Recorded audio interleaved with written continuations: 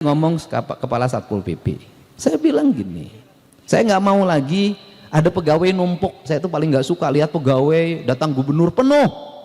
Ngapain?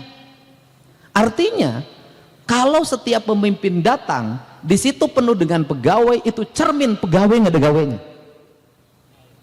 Harusnya apa? Nggak usah penuh. Orang sudah ada jobnya masing-masing. Itu saking nggak ada job. Nah, kenapa saya kalau melakukan tindakan pembongkaran dan sejenisnya nggak mau ngelibatin banyak orang? Karena terlalu banyak orang yang ngumpul dibanding orang kerja. Bongkar bangunan, ASN penuh, tapi lu nggak bongkar nama Satpol PP. Satpol PP itu mau palu-palu aja. Kan ini mindset, saya sudah membangun mindset dari dulu. Oh, kalau pergi ke sini harus bawa palu, harus bawa gergaji, harus bawa. Ini yang dibutuhkan. Nah, jadi kita bergerak itu berdasarkan kebutuhan. Nah, sekarang tahap pertama kita adalah premanisme di kawasan industri sudah clean, sudah bersih. Tahap kedua adalah infrastruktur.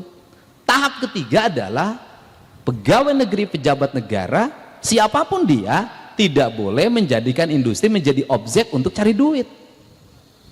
Tapi dia harus didorong untuk berjalan dengan cepat, berproduksi dengan cepat, melahirkan orang untuk bekerja. Kenapa? Karena pemerintah tidak bisa nyiapin lapangan kerja dalam jumlah banyak.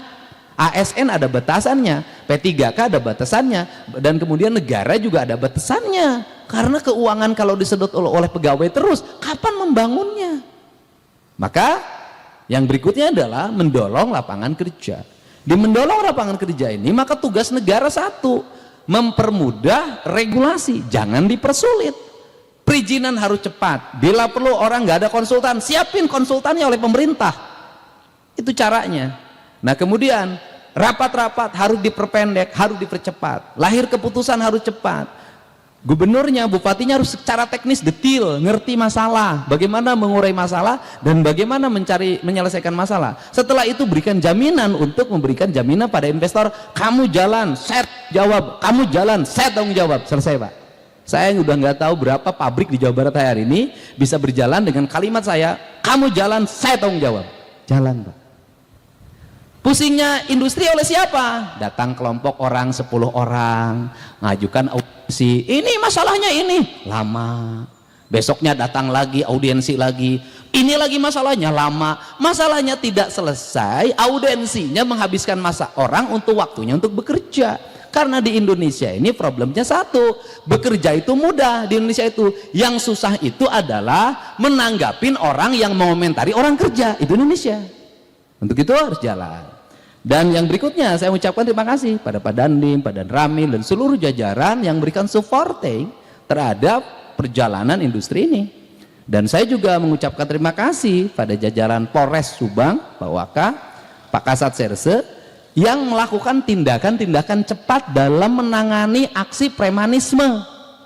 Kalau di tempat lain hanya ditahan kemudian pulang lagi, di sini P21, artinya bukti premanismenya bisa diuji di pengadilan. Tepuk tangan dong, ini keren. Kenapa? Saya udah ngomong tadi ke teman-teman Kemenko Polkam, saya bilang kalau tidak berproses P21 maka dilepas lagi, berarti premanisme bukan pidana. Ini catatan penting. Ya, jadi yang terakhir, tidak boleh lagi ada anggaran kajian-kajian di dinas-dinas, kajian ini, kajian ini. Saya tadi sudah meminta ahli yang sekolah dari Jerman, tolong, saya bilang,